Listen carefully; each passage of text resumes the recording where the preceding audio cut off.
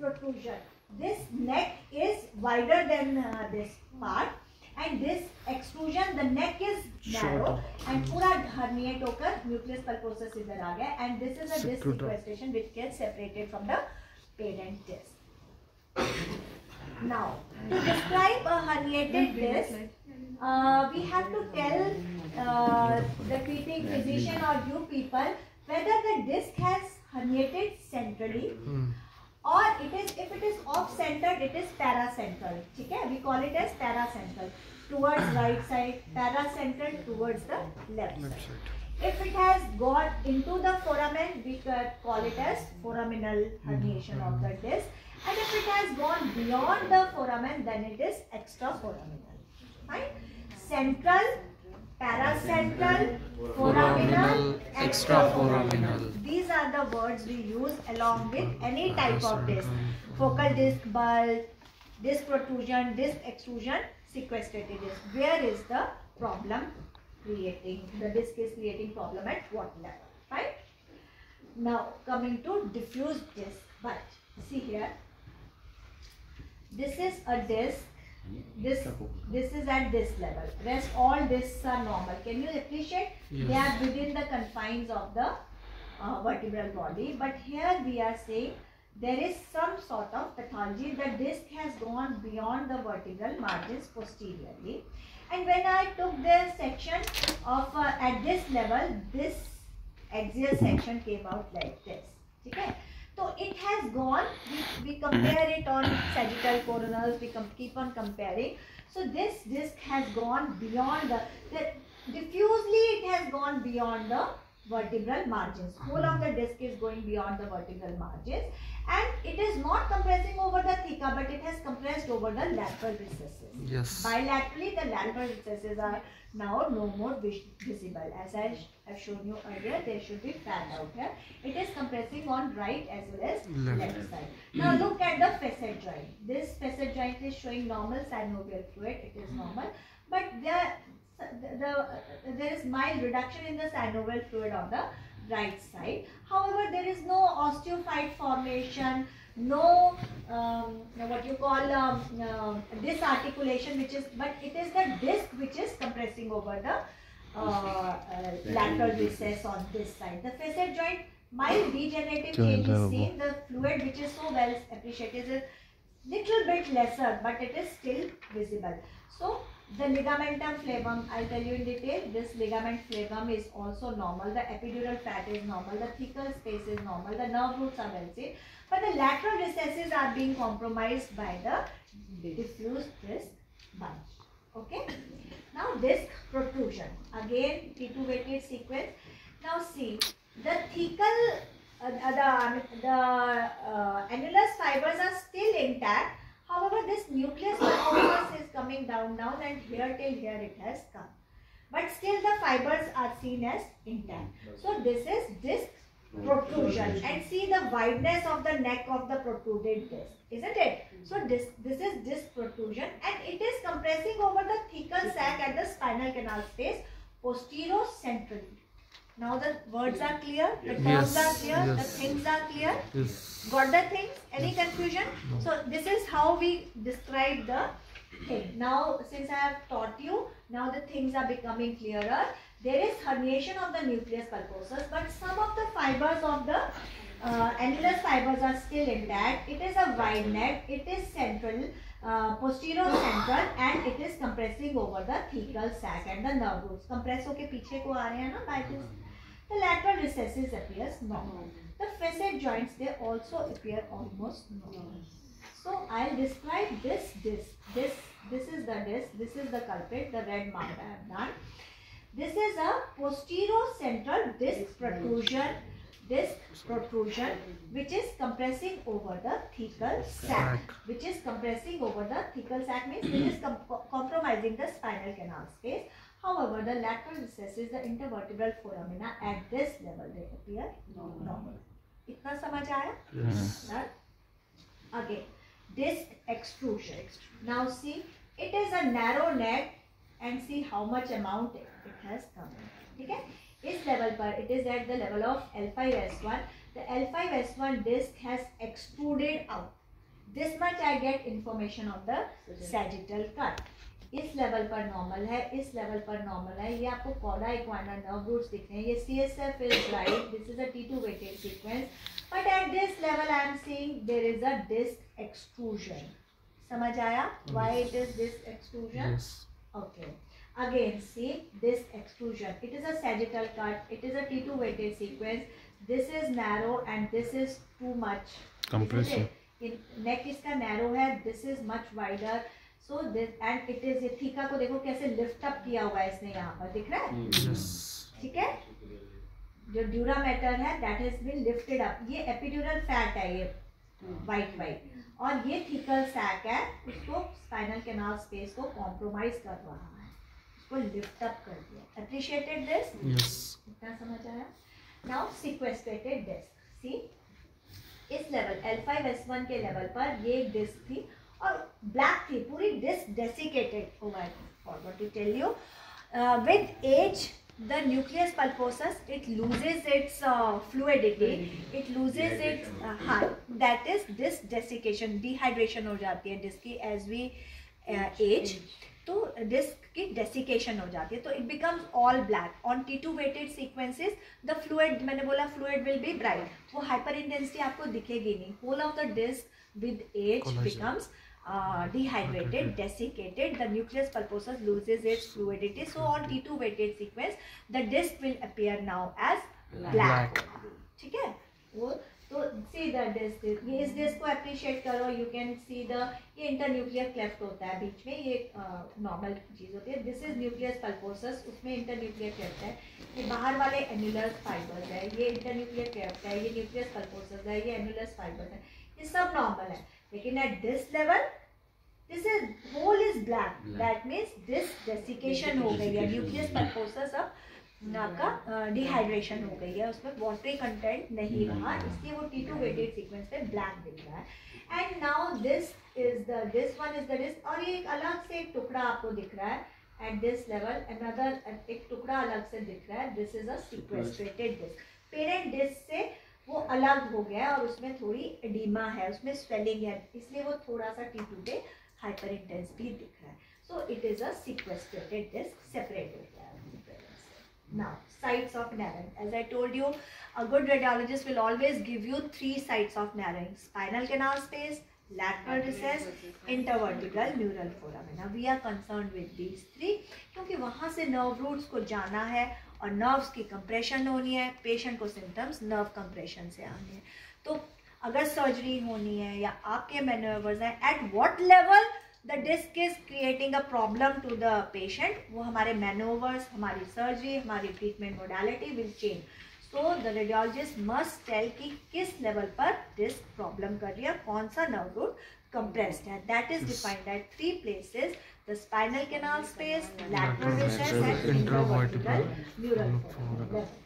So first coming to the spinal canal space narrowing. As I told you, we can measure the spinal canal whole, not the thecal sac. Whole spinal canal space is to be measured and it should be less than 11 mm in the lumbar spine. Okay. Now, see, this is a aged patient. I can see all the discs are desiccated, isn't it? Yes. सारी disc desiccated. आपको ये T2 weighted sequence है, sagittal sequence है. This much you now know. The discs are desiccated. These are the vertebral bodies. These are the osteophytes. बाहर protruding है ना? These are osteophytes and these are Schmorer nodes. What are Schmorer nodes? Because with age osteoporosis हो जाता है, तो disc gets herniated into the vertebral end plate.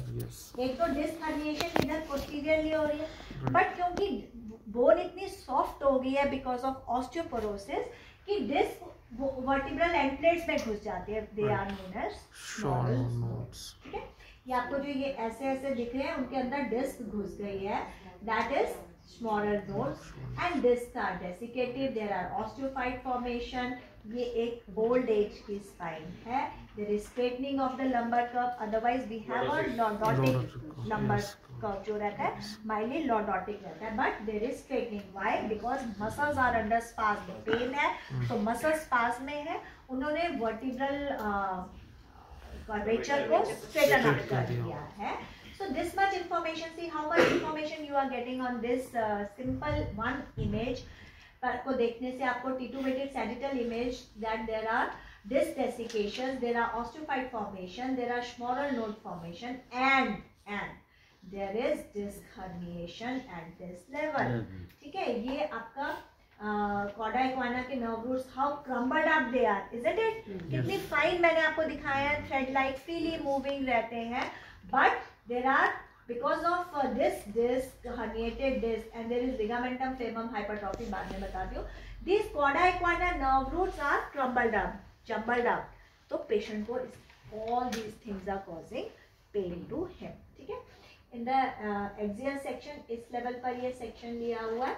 So you can see there is disc protrusion, posterior central disc protrusion compressing over the spinal canal space. इसको measure करूँगी तो it will come out as 4-5 mm. ये ligamentum flavum है, यहाँ तक, यहाँ से यहाँ measure करूँगी, it is less than 11 mm. So there is spinal canal space narrowing, compromised stenosis. Okay? इतना समझ आ गया? Okay. Now coming to the lateral recesses. Spinal canal space is clear. Now lateral recess. Look at this. Lateral recess एक space है जहाँ से nerve root ट्रेवर्स करके neural foramina में जाते हैं. स्पाइनल कॉर्ड से निकली, फिर थिकल सैक में थी, with in the CSF freely floating थी, देन अपने अपने लेवल पर वो नर्व रूट्स आपकी निकलनी है टू सप्लाई द मसल्स. श्वास मसल्स को जा रही हैं, इंटरस्पाइनस मसल्स को जा रही है, क्वाड्रेटस लंबोरम, सारी मसल्स, बोन्स, ये सब को सप्लाई करना है इन नर्व्स ने. तो वो यहाँ से निकलती जाते हैं ऐसे करके अपने अपने लेवल पर. ये वाली जो नर्व रूट ये थोड़ा नीचे वाले लेवल से निकलेंगी. तो okay, this nerve root, these are the traversing nerve roots which are traveling from the lateral recesses, and then they will go to the intervertebral neural foramen. इस लेवल पर, तो अब इस लेवल पर क्या क्या कॉम्प्रोमाइज कर सकता है एक नर्व रूट को? It can be a disc, most common. यहाँ पर अगर आपके यहाँ पोस्टीरियर लैटरल डिस्क हर्निएशन हो गई, फोरामिनल डिस्क हर्निएशन हो गई, डिस्क प्रॉब्लम कर देगी. अगर यहाँ ऑस्टियोफाइट्स हैं, डिस्क हर्निएट नहीं हुई, कोई बहुत बड़ा ऑस्टियोफाइट बन गया, वो कंप्रेस करेगा इस एरिया को. फेसेट जॉइंट की आर्थ्रोपैथी हो गई, which is very very important. यहाँ पर फेसेट जॉइंट की आर्थ्रोपैथी. अब कोई भी जॉइंट में डीजेनरेशन हो रही है, fit there any joint, for example knee joint, shoulder joint, hip joint, कोई भी जॉइंट में डीजेनरेशन हो रही है, what all we get is, क्या क्या मिलता है? डीजेनरेशन है. Why? Because of compression elements end plates, bone plates खराब हो जाते हैं. No. Yes, it is the thinning of the articular cartilage. ये जो इतना degeneration, why and why it is on in the weight bearing joints, why in the knee joint, why then in the hip joint, why in the first metal use हो रहा है ना? overuse. Yes. तो cartilage घिस जाता है. पुराने बुजुर्ग नहीं बोलते होते थे, yes, our ancestors used to say कि ग्रीस खत्म हो गई. What that used to be the cartilage. The strain, जो साइनोवियल जॉइंट्स हैं, आर्टिकुलर मार्जिन पर देयर इज अ कार्टिलेज, ताकि वो फ्रिक्शनलेस रहे. The movements of the joints they remain frictionless, so there is a cartilage. So with age that cartilage goes off. ठीक है, trauma हो गया, यंग है कोई पेशेंट, ट्रॉमा हो गया, फिर वो चलने लग पड़ा आफ्टर द ट्रॉमा, तो उसकी अलाइनमेंट डिफरेंट हो जाएगी. That cartilage goes of. जहां पर वेट बेयरिंग ज्यादा आएगी, that cartilage goes of. For example, हमारा जो नी जॉइंट में वेट बेयरिंग है, that is in the medial compartment. ठीक है, जब हमारा वेट बेयरिंग होता है तो वो मीडियल कंपार्टमेंट में होता है. तो in knee joint the medial compartment का कार्टिलेज गोज ऑफ. तो जब cartilage is a soft thing, वो हमें एक्सरे पे नहीं दिखता, वो हमें सीटी स्कैन पे नहीं दिखता, तो हमें एक्सरे पे वो ल्यूसेंसी देता है. तो दो बोन्स के बीच में हमें गैप दिखता है. दैट इज, वो गैप क्यों है? That is because of the cartilage. वहां पर कार्टिलेज है जो X rays through and through penetrate कर जाती है. We don't see that cartilage. That cartilage is visualised on MRI. तो वो कार्टिलेज जब कम हो जाएगा, तो जब वो कार्टिलेज की थिकनेस कम हो गई, इट बिकम्स थिन, तो bones will come nearer, joint space will reduce. ठीक है, तो Yes. What I am telling you, जब degeneration हो रही है किसी joint की, तो there is loss of the cartilage, which is interpreted on X-rays as loss of the joint space. Yes, tell me. We come across the same word when the ortho says कि gap आ गया है.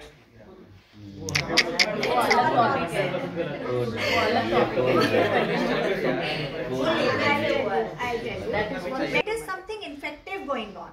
जो for example tuberculosis, bacterial infection, synovitis, rheumatoid arthritis, whatever, वो cartilage को symmetrically खाएगा चीज. That will, उसको preference थोड़ी है कि मुझे इस कार्टिलेज को इधर के खाना है, वो सिमेट्रिकली पूरे कार्टिलेज को खाएगा. Then that pathology will cause symmetrical reduction in the joint space. Okay, but degeneration, क्योंकि वेट बियरिंग जहां हो रही है वो वाला कार्टिलेज जल्दी जाएगा, rather than for example knee joint. जब मैं खड़ी हूं तो my weight is on the medial compartment, तो मीडियल कंपार्टमेंट का स्पेस कम होगा, लैटरल का लेटर ऑन कम होगा. तो it is always, you have to understand the pathology, only then you will understand कि हमें जो x-rays पे interpretation है वो कैसे करनी है. So always learn that in degeneration it is always asymmetrical reduction of the joint space. अब asymmetrical reduction of the joint space हुई, then next is what? Osteophyte formation. तो उसी वहीं पर osteophyte भी, क्योंकि वहां पर बोन स्ट्रेंथ वेट बियर कर रही है, तो बोन को एक स्ट्रेंथ देने के लिए ऑस्टियोफाइट्स बन जाते हैं. बॉडी का अपना मैकेनिज्म है टू स्ट्रेंथना, तो उस जगह को स्ट्रेंथनिंग के लिए वही ऑस्टियोफाइट बनेंगे. ठीक है. There will be asymmetrical reduction of the joint space. There will be osteophyte, marginal osteophyte formation, and there will be subchondral sclerosis. Why? क्योंकि ट्रेबिकुले वहाँ कंप्रेस हो रहे हैं. See, अगर आप पैथोलॉजी समझोगे तो आपको ये सब कुछ इंटरप्रेट होएगा कि ऐसा क्यों हो रहा है. ठीक है. In a degenerative joint, we have joint space reduction which is asymmetrical. We have osteophyte formation. We have subchondral sclerosis. We have subchondral cyst formation which are known as GOs. वहीं पर सिस्ट भी बन जाते हैं क्योंकि cartilage जो है वो पूरा घिस जाता है, तो वो बोन में जो जॉइंट वहाँ कार्टिलेज घिस गया, these are synovial joint, synovial joint का साइनोवियल फ्लूइड है, वो फ्लूइड अंदर चला जाता है, इट फॉर्म्स अ सिस्ट. तो एक डीजेनरेटिव जॉइंट में what all things you will find? asymmetrical joint space reduction, subchondral sclerosis, osteophyte formation, marginal osteophyte formation, and subchondral cysts which are known as GOs. Okay. Now, as the facet joint, you asked no at that time what's happening in the facet joint. I told you, I'll tell you later. So same thing happens on the facet joint, क्योंकि when I am standing, the weight is on the facet joint, and it is a synovial joint. The same things will happen in facet arthropathy.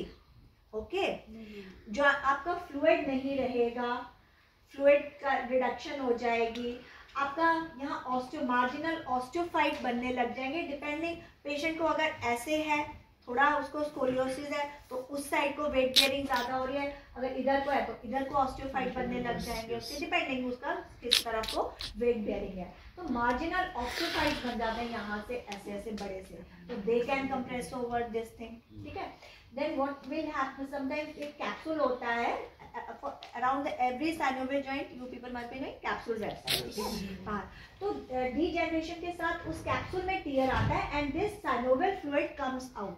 तो यहाँ पर आपका एक synovial cyst बन जाता है. तो दैट सिस्ट जो फेसेट जॉइंट के पास में एक सिस्ट होता है, दैट में कंप्रेस यहाँ बन सकता है वो सिस्ट.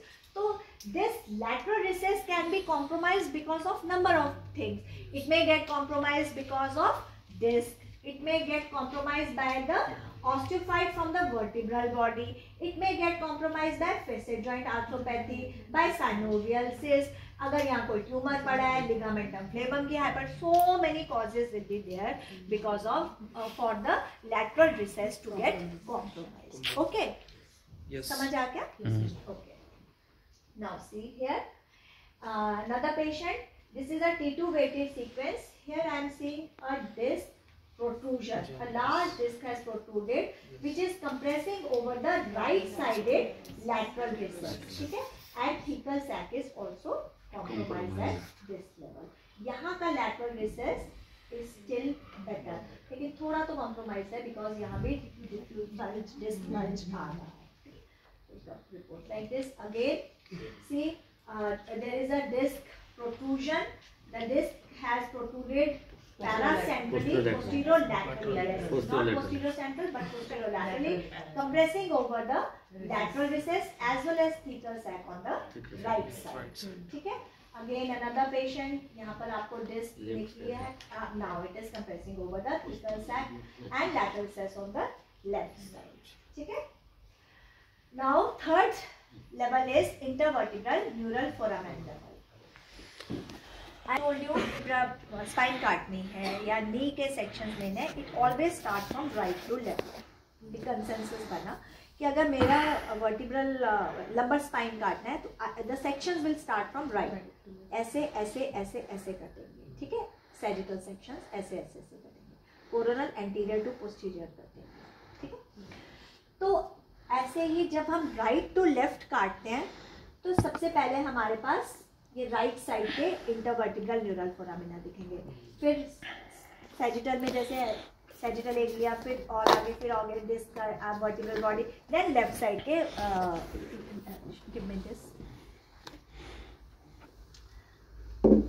इट्स सो हेवी, ज़्यादा भारी है. यू नो व्हाट, हम जब जैसे पेशेंट लेटा हुआ है, सैजिटल सेक्शन एक हमने ले लिया, ठीक है, लाइक दिस सैजिटल बिल्कुल. तो राइट से for example this is the right side of the patient. तो पहले ये वाला इंटरवर्ट ये निकल रही है ना नर्व्स इंटरवर्टिब्रल न्यूरल फोरामिना से, तो यहाँ से सेक्शन स्टार्ट होंगे ऐसे ऐसे ऐसे ऐसे ऐसे ऐसे. तो पहले राइट साइड के इंटरवर्टिब्रल न्यूरल फोरामिना दिखेंगे, फिर वर्टिब्रल बॉडी का पार्ट आता जाएगा और आएगा और आएगा, आते आते फिर लेफ्ट साइड के यहाँ के इंटरवर्टिब्रल न्यूरल फोरामिना दिखने लगेंगे. ठीक है, यू गॉट माय पॉइंट. ऐसे सैजिटल कट्स लेते जाते हैं तो पहले it's by convention right side के सेक्शंस आते हैं और उस राइट साइड के सारे इंटरवर्टिब्रल न्यूरल फोरामिना दिखेंगे, फिर बॉडीज आती रहेंगी, फिर और सेक्शन सेक्शन फिर लेफ्ट साइड के दिखने लग जाएंगे. ठीक है, समझ आया?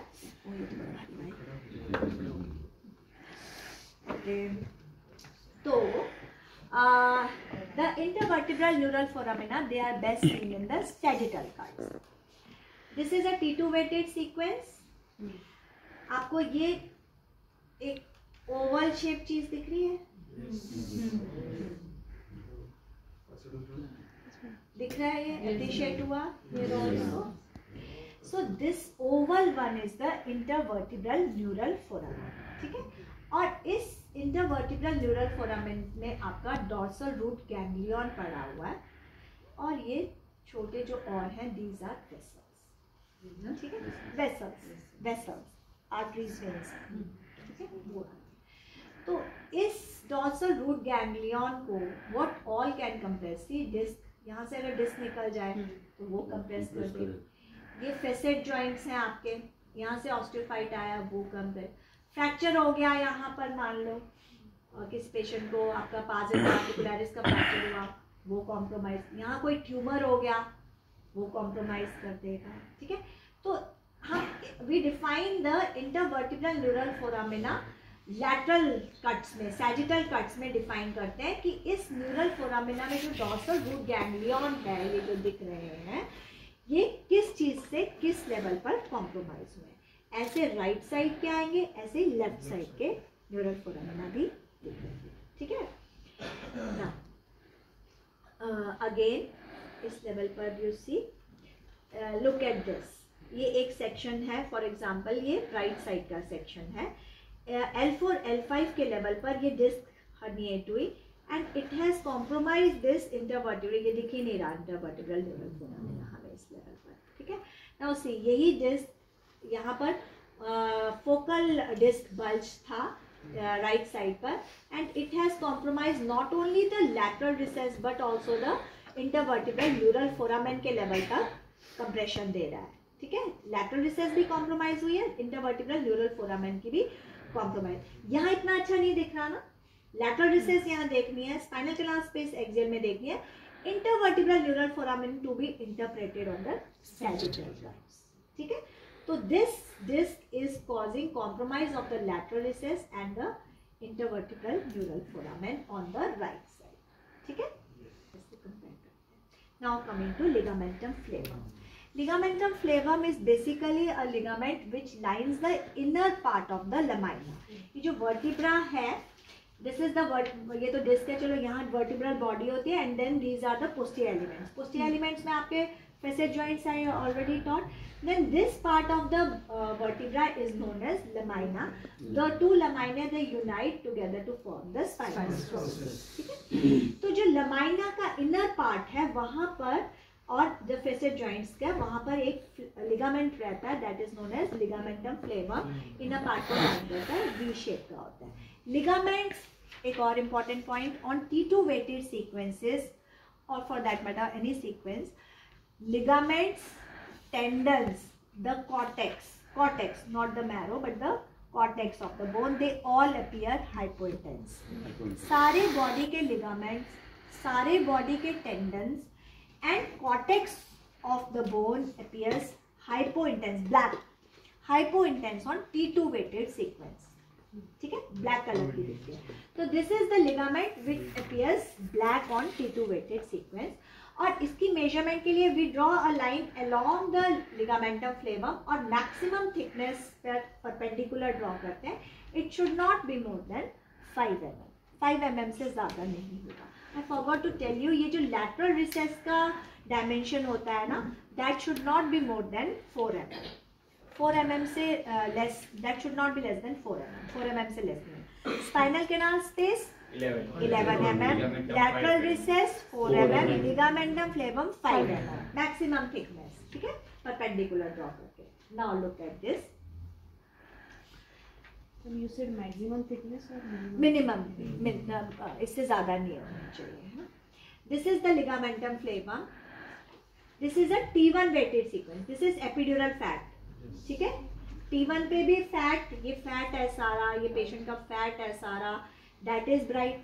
T2 पे भी मैंने I told you the fat is bright, isn't it? इसीलिए हम fat suppressed sequences करते हैं. Now this is the thecal sac और उसके अंदर CSF white नहीं है, तो it is a T1 weighted sequence. समझ आया? क्योंकि थीकल सैक में आपको CSF वाइट नहीं दिख रहा ना, तो it is a T1 weighted sequence. अब लुक एट दिस, ये थीकल सैक है, उसमें CSF आपको वाइट दिख रहा है, तो ये T2 वेटेड सीक्वेंस है. ये आपको नर्व रूट्स दिख रहे हैं. And look at the ligamentum फ्लेवम, it is so thick. Look at this, how much black and thick it is. We don't call it as ligamentum flavum hypertrophy. This is a obsolete word. They say ligaments don't get hypertrophy. It is uprolling of the ligamentum flavum. The ligament, because of degeneration, because of chronic strain, stress, it gets rolled on itself.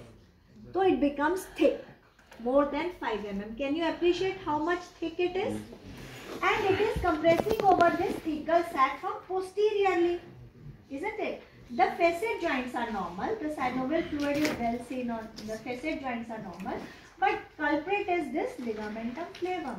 There is uprolling of the ligamentum flavum on both right as well as left side, which is compressing over the thecal sac posterior.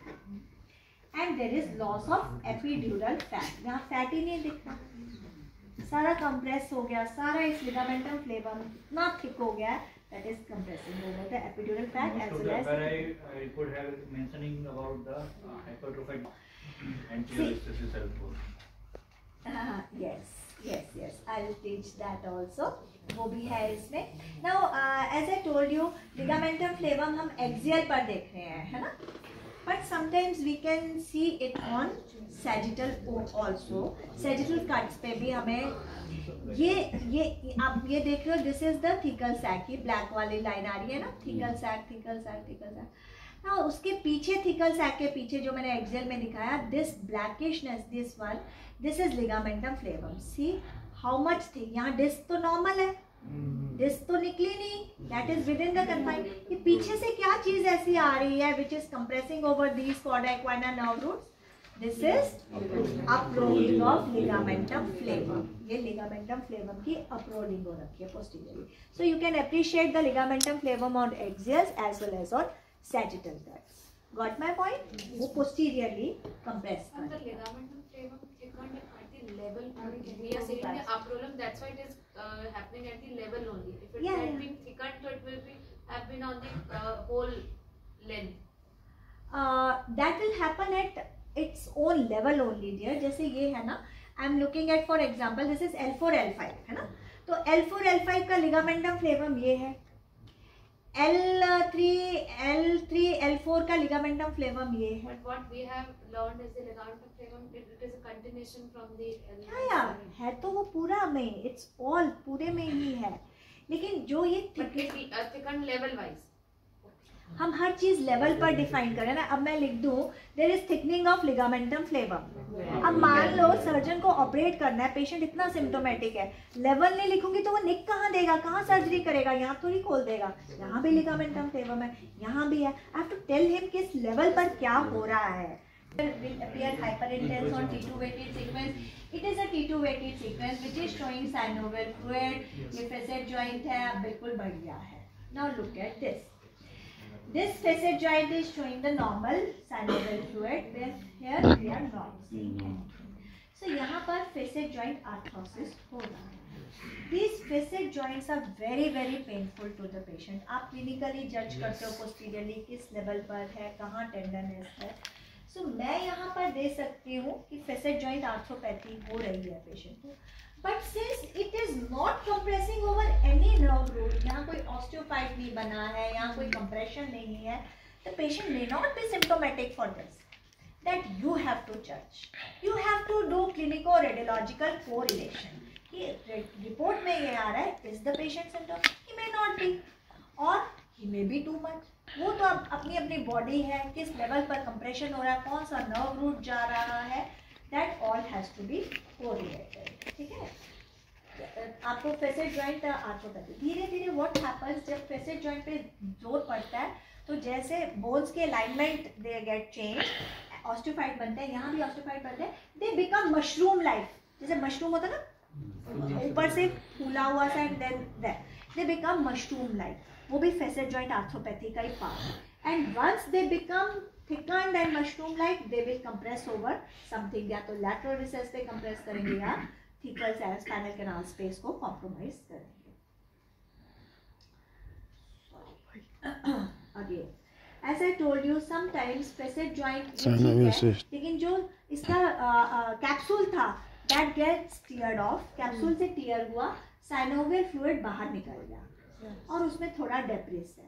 This synovial cyst, this fluid जो निकला उसने एक cyst बना दिया. This is known as synovial cyst. ये joint facet joint के पास होगा and it may compress over the lateral recess, it may compress over the thecal sac. तो अगर है ना thecal sac को towards right side compress, so patient will be symptomatic. ठीक है. Again look at this. एक synovial cyst बना क्योंकि facet joint का capsule में tear आया, joint space से synovial fluid निकला, उसने एक cyst बना दिया. कितना thecal sac को compress कर रहा है towards the right side. The patient will be symptomatic. Now this tear, as I told you, जो the tear happens in the annulus fibers, बाहर वाले fibers में होता है, वहाँ से disc herniate होती है. लेकिन sometimes बहुत initially patient has too much pain और जब हम MR पे देखते हैं तो axial पे, can you appreciate this? This is disc tear.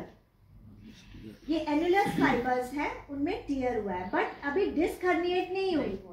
Disc की कोई हर्निएशन नहीं है. It is just a simple, it is a beginning of initial stage है. लेटर ऑन और टीयर बढ़ेगा, यहाँ से न्यूक्लियस पल्पोसस हर्निएट होना शुरू हो जाएगा, डिस्क प्रोट्रूजन होगी, डिस्क एक्सट्रूजन होगी, सिक्वेस्ट्रेशन भी हो सकती है. This is very initial stage. जब आपको जब ये डिस्क ऐसी दिख रही थी, look at this disc, it is a T2 weighted sequence, उसमें आपको एक हाइपर इंटेंसिटी दिख रही है, isn't it?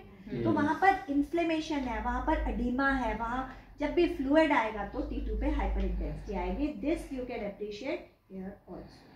ठीक है. और इस पेशेंट को किसी ने कॉन्ट्रास्ट भी दे दिया. This is T1 plus contrast. As I told you, we always do contrast on T1 weighted fat saturated images. So this is showing enhancement. Look, ये एनहांस कर गया है, हाइपर इंटेंस है, T1 पे तो वाइट कुछ होना ही नहीं है, T1 पे तो वाइटनेस सिर्फ कॉन्ट्रास्ट की आनी है या ब्लीड किया हो पेशेंट, चलो बात की बात है, that is not for you sign के लिए। अभी ये T1 पे कॉन्ट्रास्ट ही वाइट दिखेगा, बाकी तो सब कुछ ब्लैक दिखना है, CSF ब्लैक, पॉड भी ब्लैक, डिस्क भी ब्लैक, क्योंकि उसने तो न्यूक्लियस पल्पोसस को नहीं दिखाना, T1 में तो फ्लूइड आपकी जो चीज़ है वो ब्लैक ब्लैक ही दिखती है, तो सेम। बट ये कॉन्ट्रास्ट जब दिया T1 पोस्ट कॉन्ट्रास्ट तो वो डिस्क एनहांस करगी। वाई? बिकॉज वहाँ पर ग्रैनुलेशन टिश्यू है, वहाँ पर वास्कुलैरिटी आ जाती है, वास्कुलर एंडोथेलियल ग्रोथ फैक्टर मतलब पैथोलॉजी है, वेसल्स आ जाती हैं, वहाँ पर अपनी सप्लाई कोई नहीं है डिस्क की, लेकिन वहाँ पर इन्फ्लेमेटरी सेल्स आ जाते हैं, लिम्फोसाइट्स आ जाते हैं, इंटरल्यूकिन्स आ जाते हैं, vascular endothelial growth factor, new angiogenesis हो जाता है, वेसल्स बन जाती है, तो वो कॉन्ट्रास्ट देने पर एनहांस करती है। लेकिन जब हम एंटी इन्फ्लेमेटरी देंगे, ये सेल्स सारे डाउन आएंगे दवाई से, तो ये एनहांसमेंट भी बंद हो जाएगी। ठीक है, तो this is disc tear. Sometimes even this tear causes excruciating pain to the patient, and it is just a medical management, we don't have to do कोई surgery, just anti-inflammatory and the things will subside। ठीक है, this tear समझ आ गया? Yes. So ma'am, if the images which we are getting are of more thickness, then such kind of thing can get hide in that what you said, that 3 mm 4 mm yeah, that's why I told you, see, for that matter आप America भी जाओगे, the thing will be safe. Images जो generate हो रही हैं they are of 3 mm और 4 mm। कितनी thin हम सेक्शंस लेते हैं so that we don't miss anything, इतनी थिन सेक्शंस लेते हैं ताकि हमारी पैथोलॉजी कुछ भी मिस ना हो।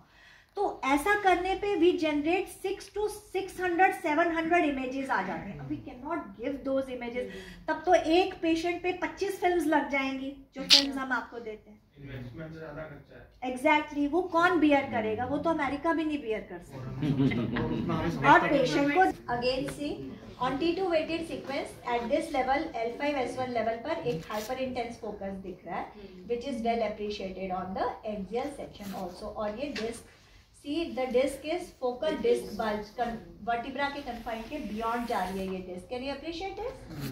वर्टिब्रल बॉडी ये है और ये बाहर चली गई है, डिफ्यूज तो नहीं है, इधर तो नहीं है, it is focal disc bulge. See ये इतना डिस्क है, focal disc bulge towards the right side, और उसमें टीयर भी है। ठीक है, अप्रिशिएट हुआ? Smaller nodes, as I already told you, sometimes जो डिस्क हर्निएट वो पीछे ही नहीं जाती, और डिस्क पीछे ही क्यों हर्निएट होती है? Y? Because posteriorly there are more flexibility is more, anteriorly the ligament is more. ALL जो एंटीरियर लॉन्गिट्यूडनल लिगामेंट रहता है वो एंटीरियरली वर्टिब्रल बॉडीज के इधर आता है। ठीक है, एंड पोस्टीरियर लॉन्गिट्यूडनल लिगामेंट यहाँ चलता है। बट व्हाट हैपन्स, एक भगवान से भी गलती हो गई, जो एंटीरियर लॉन्गिट्यूड, लेकिन कभी कभी डिस्क वर्टिब्रा में हर्निएट कर जाती है, as I told you, then it is known as Schmorl's node. Usually old age में होती है बिकॉज बोन्स ऑस्टियोपोरोटिक हो जाती हैं और सॉफ्ट हो जाती हैं, तो डिस्क वहाँ हर्निएट हो जाती है। But sometimes it can be in the younger patients also. Again if there is a Schmorl node तो बहुत ज़्यादा पेनफुल होता है, and it has to be managed medically only. अब look at this is a T1 weighted sequence. ठीक है, CSF आपका black दिख रहा है, दिस इज एपिड्यूरल फैट जो फैट हाइपर इंटेंस है। ठीक है, वाइट दिख रहा है। अब now C these are the discs, these are the vertebrae, and here you see something, isn't it? T1 पे ये डिस्क अंदर इस बोन के हर्निएट हो गए। Again on T2 weighted sequence, look at this is a T2 weighted CSF white है, this is the disc and it has herniated into the vertebra, जो vertebral end plate है उसमें herniate हो गया, and there is a oedema around. Can you appreciate? ये herniation की वजह से बोन मैरो में एडिमा है। Again on stir sequence, now look at the pathology, it will be more better appreciated on stir sequence. ये stir sequence है, it is a T2 weighted sequence. The fat here in the mesentery has been suppressed here. ये जो skin subcutaneous tissue का fat था, it is black here. So we have suppressed black fat and pathology stands out. बहुत अच्छे से आपको ये यहाँ भी वैसे अच्छा दिख रहा है, but it's okay. Sometimes T2 पे नहीं दिखती हमें कोई pathology, तो इस पे दिखती है। This is a herniated disc within the vertebral end plate and the edema around. So this is Schmorell node. Young patient है, बाकी सब ठीक है, इसका नो ऑस्टियोफाइड, इवन देन उसको स्मॉल होता है, it's very painful, medical management से ठीक होता है, ठीक है। स्मॉरल नोट समझ आ गया, disc herniation but not posterior laterally, posterior centrally, it is within the vertebral body end plates. Myelogram, आपको मैंने नॉर्मल माइलोग्राम दिखाया था, now coming to the abnormal myelography. See, this is the sagittal myelogram, this is coronal section, sagittal section, coronal section, it is T2 weighted sequence, CSF is white, so it is a T2 weighted sequence, but इसमें हम कुछ special एक चीजें डालते हैं, you did not know, सब कुछ background से प्रेस कर दिया, वर्टिब्रा भी नहीं दिख रहा, कॉर्ड भी नहीं दिख रही, कुछ भी नहीं दिख रहा, सिर्फ हमें what we are seeing here impressions, ये impression, and see, look at this level, ये L4 L5 के लेवल पर कंप्लीट कट ऑफ है। हम लिखते हैं ना अपनी रिपोर्ट में, on MR myelography there is complete cut off at L4 L5 कोई जिस भी लेवल पर है, and it is seen bilaterally towards right side also, towards left side, so this patient will have excruciating pain. ये cauda equina के nerve roots आ रहे थे, completely यहाँ पर इस लेवल पर कट ऑफ हो गए बिकॉज ऑफ दिस, ठीक है। अब दिस किस पे नहीं दिख रही, उसके लिए मुझे T1 देख जो मैंने इनका सीक्वेंस बताया, ठीक है, अलग अलग Nothing. क्या दिया मेरे वीडियोग्राफर CT scan, ठीक है। The bones are white. CT scan समझ आ गया। Now you can appreciate कि आप कौन सी फिल्म देख रहे हो, कौन सी मोडालिटी देख रहे हो, और देन उसमें क्या हो रहा है, ठीक है। वो हम MR मतलब कॉर्ड देखनी है, डिस्क देखनी है, उसके लिए we go for MRI, but if you want to see vertebra में क्या हो रहा है, ट्रॉमा हो गया, फ्रैक्चर है, we need to have CT scan, ठीक है। बट समटाइम्स कभी कभी कोई पैथोलॉजी ऐसी आती है, हम लोग तो उसके फिर CT के सेक्शंस कटवाते हैं, तो things may not be that defined on MRI। CT की है, हमें लग रहा है नहीं यार MRI, दोनों चीजें चाहिए, सो थिंग्स को हैंड इन हैंड। कुछ पैथोलॉजीज में कुछ अच्छे से दिखता है, कुछ पैथोलॉजी MR पे अच्छे दिखते हैं, CT पे कभी कभी, हमें दोनों चाहिए। हमें तो पेशेंट का डायग्नोसिस बनाना है, उसके लिए हमें कुछ भी करना पड़े, उसके लिए मुझे एक्सरे भी चाहिए, उसके लिए मुझे CT भी चाहिए, उसके लिए मुझे MR भी चाहिए, doesn't matter, I need a diagnosis for the patient. उसकी सर्जरी होनी है, उसकी फिजियोथेरेपी से ही ठीक हो जाएगा, उसके कौन सी दवाई देनी है, उसका वेट एंड वॉच करना है, these are very important things, patient के लिए इज वेरी इंपॉर्टेंट। तो डजंट मैटर आप 3 मोडालिटीज यूज करके उसका डायग्नोसिस बनाओ, डजंट मैटर, आप सिर्फ एक्सरे पर ही उसका गुजारा कर दो, इट्स ओके। अगर आपको MRI किया है, उसके बाद CT करना पड़ा है, इट्स ओके। CT के बाद भी कभी कभी एक्सरे करना पड़ जाता है, it's fine. We are doing best for the patient, we have to treat the patient, okay. तो ऐसा नहीं है कि जी MR कराया सी हम तुसी मैनू बोलते हैं एक्सरे करा ले। लोगों को कौन समझाए भैया, आप ही, हमें हमारा कोई पर्सनल इंटरेस्ट नहीं है, हम तो आपके भले के लिए कर रहे हैं। We think patient is debilitated throughout their life, कि इतना कर रखा है कि एक PHC में एक नर्स बैठी है, अगर CT स्कैन आप क्या कुछ पैथोलॉजी लग रही है, L4 vertebra we count from below, ठीक है, ये sacral vertebra, this is L5 vertebra, L4 पर ये क्या हो रहा है, chip fracture, एंड पेशेंट को ट्रॉमा हुआ ही नहीं, इट इज नॉट ऑस्टियोफाइड। हम कैल्सिफिकेशन ऑफ नो, क्या ALL की कैल्सिफिकेशन तो इधर आएगी डियर, आगे PLL की कैल्सिफिकेशन इधर आएगी। Is that an old fracture? There is No. something L5 and L4 that black. This is known as limbus vertebra. Limbus vertebra. Limbus. LIMBUS. Limbus vertebra. What is limbus vertebra? I told you. A disc may herniate posteriorly, posterior-centrally, posterior-laterally, foraminal, external, whatever. A disc may herniate into the vertebral end plate, which is known as Schmorer lobe. A disc congenitally may go within the vertebral body. जब मतलब formation हो रही थी foetus की, तो उस वक्त disc vertebra के बीच में घुस गई और वर्टिब्रा का ये एंड प्लेट ये अलग दिखने लगा। It is congenital, it is not due to trauma. इतने रेडियोलॉजिस्ट भी इसको फ्रैक्चर दे देंगे, but this is not fracture, ठीक है, कंजेनाइटल। See, इसके end plates can you see the sclerosis, ये सारा कॉर्टेक्स, ये वाला दिख रहा है स्क्लेरोसिस, ठीक है। ट्रॉमा में ये नहीं आएगा। Can you see the smooth margins, trauma में जैग्ड मार्जिन्स आएंगे। स्पाइरल होगा होता तो स्पाइरल टाइप मैंने पुल किया होता तो वो जैग्ड मार्जिन्स आते हैं। उसके लिए काफी ढंग का ट्रॉमा चाहिए हमें। पेशेंट शुड हैव अच्छा खासा trauma, not a trivial trauma. Vertebral bodies they are very strong, हमारा पूरा वेट बेयर कर रही है पूरी जिंदगी, दे आर वेरी स्ट्रॉन्ग। छोटे मोटे ट्रॉमा से इधर गिर गई वर्टिब्रा नहीं जाएगा। बहुत ढंग का कार एक्सीडेंट मतलब हाइट से वो सब ढंग का Forcefully. To have this much proper force. या प्रॉपर फोर्स चाहिए to have this much fracture. And अगर पेशेंट बोले थोड़ा सा गिर गया, it is not a fracture. See the smoothness of the margin, see the crosses on the end plates, and then there is a disc traveling in between which is known as limbus vertebra, so it is not fracture. So this This vertebra is mobile or is fixed? very very important, ठीक है। So many patients of this may be spondylolisthesis, may be congenital, this may be acquired, this may be post traumatic, this may be post surgical, that means iatrogenic, or it may be congenital also. Okay, what we do in spondylolisthesis, see, these are x-rays, ठीक है। x-rays तो you know, x-rays पर हमें posterior vertebral body के posterior vertebral body से एक line draw करनी है। This line is known as George line.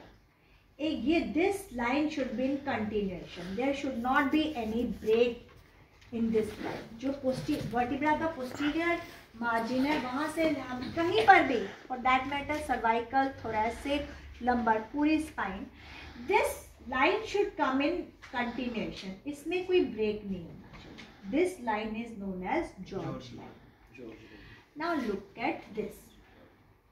अगर मैं यहाँ से एक लाइन ड्रॉ करूं, यहाँ से स्मूथली, ये वर्टिब्रा उससे पीछे जा रहा है, isn't it? That is not continuing. इसमें ब्रेक आएगा। एक लाइन अगर मैं स्मूथली यहाँ से यहाँ तक ठीक आई, उसके बाद ये वाली लाइन इधर आ गई, जबकि वर्टिब्रा पीछे है। वर्टिब्रल जो बॉडी है, पोस्टीरियर वर्टिब्रल बॉडी, वो पीछे है। That means there is break in the George line. इसका मतलब कुछ गड़बड़ है, ठीक है। नाउ अब ये ध्यान से समझना, this is very important what I am going to tell you next. This is George line, there is break in the George line. Another line is Ullmann line. What we do is, जिस level पर हमें break लगता है उसके नीचे वाले vertebra पे हम along the upper margin एक लाइन ड्रॉ करते हैं और उस पर एक परपेंडिकुलर लाइन ड्रॉ करते हैं अपर मार्जिन पर। वो अपर वाला vertebra should just touch that line, cross नहीं होगा वो वर्टिब्रा उसके beyond. This George line in continuation is normal. This Ullmann line, again listen, we draw a line along the upper body of the vertebra. अगर यहाँ break दिख रहा है तो मैं इसके लॉन्ग ड्रॉ करूंगी और इससे एक परपेंडिकुलर ड्रॉ करूंगी। उस ऊपर वाले वर्टिब्रा का अपर एंड कभी उसके उस लाइन परपेंडिकुलर से आगे नहीं जाएगा। अगर आगे जा रहा है दैट मीन्स सब कुछ गड़बड़ है वहाँ पर। इतना हमारा माइंडसेट होना चाहिए इन लाइन से, ठीक है। Look at this, this is normal, this is normal, this is abnormal, this is abnormal. पहले नॉर्मल देखो, a George line should be in continuation from the posterior vertebral body. There should not be any discontinuity. Body कोई भी vertebra की उसके पीछे नहीं जाएगी। आपके पैर में आ रहा है। Okay, George line. Ullmann line, we draw a line along the upper border of a vertebra and then we draw a perpendicular and the upper vertebra should not cross beyond this line. ये vertebra से beyond. Where the perpendicular line should be drawn? See, हमें अब define ही, अब मैं यहाँ तो नहीं draw करूँगी, Perpendicular तो आगे कहीं पर भी हो सकता है। Perpendicular will be here also. मुझे तो परपेंडिकुलर वहीं ड्रॉ करना है क्योंकि मुझे वो ऊपर वाले वर्टिब्रा के पास पकड़ना। आप यहाँ उसको ऐसे परपेंडिकुलर ड्रॉ करना है। Look at this, pathological part पे देखो, मैंने बोला यहाँ पैथोलॉजी है बिकॉज आपका जॉर्ज लाइन डिसकंटिन्यू हो रहा है, ठीक है। Now you draw a line. अब इन दो लेवल पर गड़बड़ है ना, तो आप नीचे वाले वर्टिब्रा के यहाँ पर एक लाइन ड्रॉ कर दोगे ऐसे, गई। अब परपेंडिकुलर यहाँ ड्रॉ करके तो कोई फायदा नहीं है मुझे, इधर ड्रॉ करके भी कोई फायदा नहीं। परपेंडिकुलर तो कहीं भी 1 crore perpendicular I can draw. इस लेवल पर जहाँ ये वर्टिब्रा है यहाँ से, यस, इस लेवल से एक परपेंडिकुलर ड्रॉ करो ऐसे। तो अपर वर्टिब्रा उस परपेंडिकुलर लाइन के बियॉन्ड नहीं जाएगा। अब लुक एट दिस अगेन, ये एक नॉर्मल है, मैंने एक लाइन ड्रॉ की along the upper margin of the vertebra and then draw a perpendicular from to the anterior part of the upper border of vertebra. This vertebra should not go beyond this line. ठीक है? This is known as George line. This is known as Ullmann's line. These lines are very important to define spondylolisthesis. What is spondylosis, spondylolisthesis, and spondylolysis? पहले तो ये terms आनी चाहिए, only then you will define the thing. Listhesis is anti-displacement of vertebra, and lysis is inflammation in spine. No. Infecting, yeah. Spondylolysis. I'm not talking of spondylolysis. When there is a break in pars, This means inflammation. When there is both the side, then it is a listhesis. When there is only partial, थोड़ा गड़बड़ हो गया. Confused. Degeneration anywhere is losses. ठीक है? Yeah. Spondylosis मतलब Degeneration. Spine में degeneration हो रही है, वही जो मैंने आपको बताया, ऑस्टियोफाइट्स बन गए हैं, एसिमेट्रिकल जॉइंट स्पेस लॉस हो रहा है, इंटरवर्टिब्रल डिस्क स्पेस में लॉस हो रहा है, सबकॉन्डोस्क्लेरोसिस जो दैट इज लॉसेस। ठीक है? Spondylolisthesis, Inflammation. जब ये no it's not inflammatory, listen to me first, मैं फिर बताऊंगी। स्पॉन्डाइलोलिस्थेसिस इज जब जॉर्ज और अल्मैन लाइंस आर डिस्टर्ब्ड, एक वर्टिब्रा खिसक के दूसरे वर्टिब्रा पे आ गया है, और one vertebra rides over another vertebra, be it anterior be it posterior, slippage of a vertebra one over another is spondylolisthesis. Spondylolysis, lysis means break. Lysis means break. When there is fracture of pars interarticularis, be it unilateral, be it bilateral, it is lysis. Now listen, spondylolisthesis can happen with lysis or without lysis. Spondylolysis can happen with listhesis, without listhesis. आगे खिसक fracture हुआ, आगे खिसके या ना खिसके उसकी मर्जी है।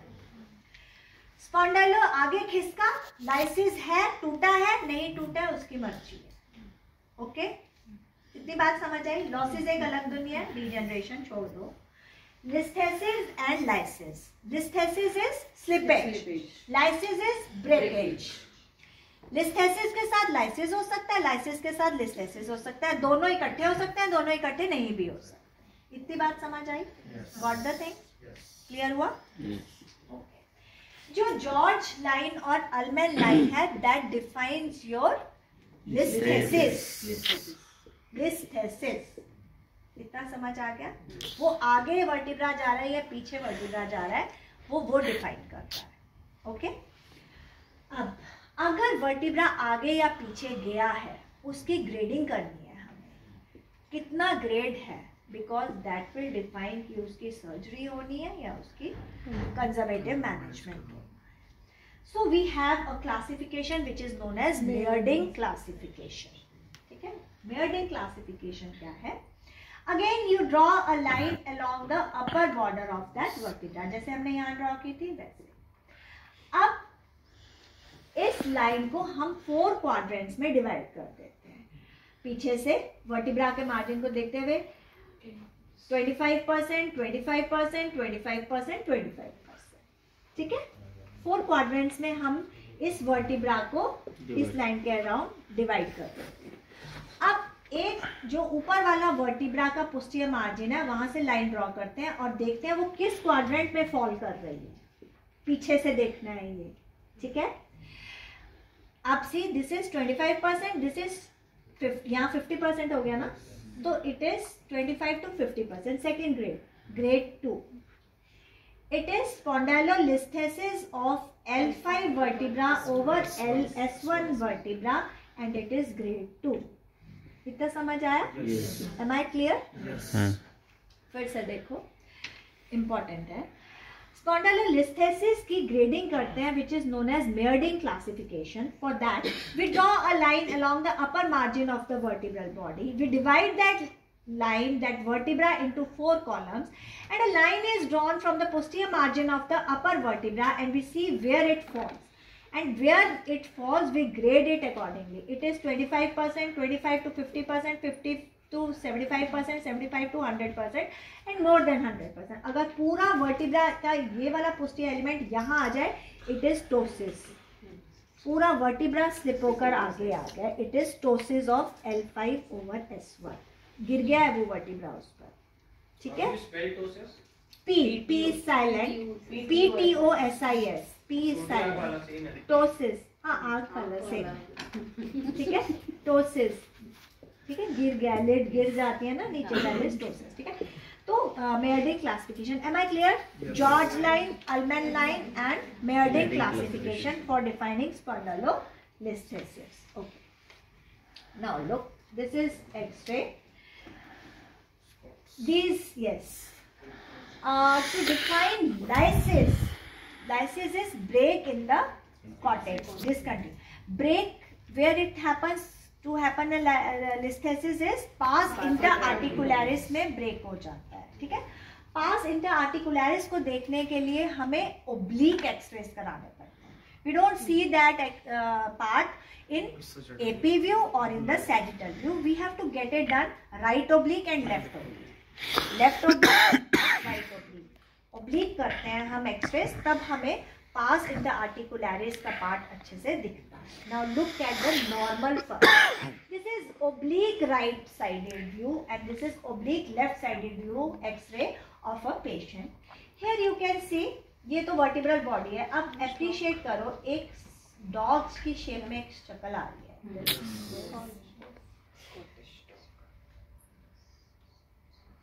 एक dog दिख रहा है. This is known as Scottish Dog Terrier sign. बेटा बस इस स्लाइड के बाद we'll have lunch and then we'll ठीक है? Let's do it. Let's do it. ठीक है? First appreciate the normal thing. This is, can you appreciate, एक dog दिख रहा है, ये उसके कान है, ये इसका मुंह है, ये इसकी neck है, ये उसके फ्रंट फुट है, ये उसके बैक फुट है, ये उसकी टेल जैसी है ये बॉडी, ठीक है? This is known as Scottish Dog Terrier sign, ठीक है? The ears of the dog are formed by the inferior articular process of the, ये facet joint है, ये joint, ये lucency दिखती है क्योंकि यहाँ पर cartilage है, ठीक है? ये facet joint है.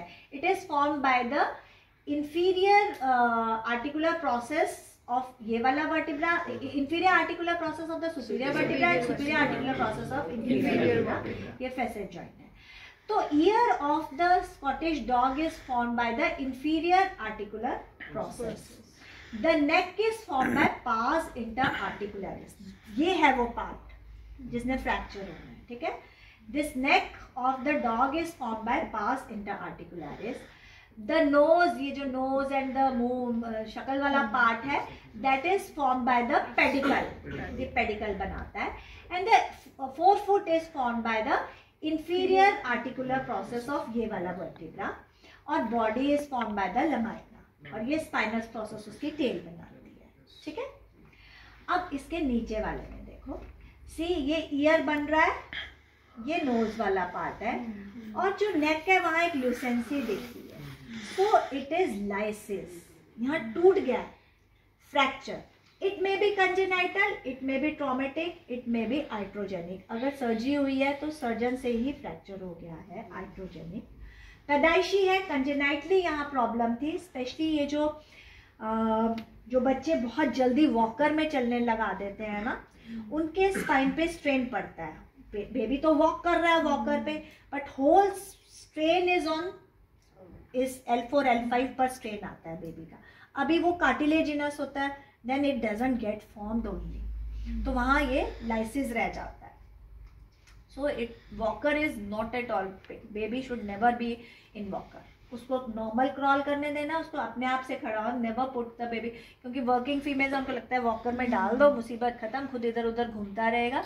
देन दिस हैपन्स, लाइसिस हो जाता है एट द पास, क्योंकि स्ट्रेन पड़ेगा ना उस लेवल पे. वो कार्टिलेजिनस है, बोन बनती ही नहीं, वहाँ स्ट्रेन पड़ता जा रहा है, बोन फॉर्मेशन होगी नहीं, तो लाइसिस हो जाएगा. Then it is congenital. It may be traumatic, trauma हुआ, ऊपर से गिर गया, एक्सीडेंट हो गया, ट्रॉमेटिक भी हो सकता है. ठीक है. And it can B degenerative also. Okay, now see, ये आपको नेक जैसे ऐसे स्मूथ दिखनी चाहिए, वहां पर ल्यूसेंसी दिख रही है. So it is lysis of the pars interarticularis at L5 level on the right side.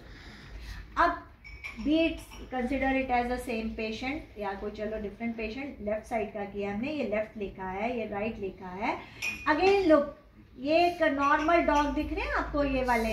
Can you appreciate that? ये भी एक नॉर्मल डॉग दिख रहा है, उसका नेक ठीक है, इसका भी नेक ठीक है. Now look at this. एक ये डॉग है, वो उसके कान है, ये इसका मुंह है, ये नेक है. नेक में ल्यूसेंसी आ गई. ये नेक ठीक है, ठीक है ना. ये नेक भी ठीक है, ये नेक भी ठीक है, लेकिन यहाँ. So it is lysis. This is known as beheaded Scottish dog terrier sign. beheaded, सर अलग है, सर कलम किया हुआ है, उसका अलग सर है. So it is known as beheaded Scottish dog terrier sign. There is a lucency in the pars interarticularis because of fracture at the pars interarticularis. So this is lysis, spondylolysis. समझ आया?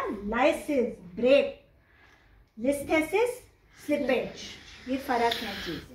और दोनों का permutation combination individually भी हो सकता है, साथ भी हो सकता है, इंडिविजुअली भी हो सकता है, साथ भी हो सकता है. The congenital variation is that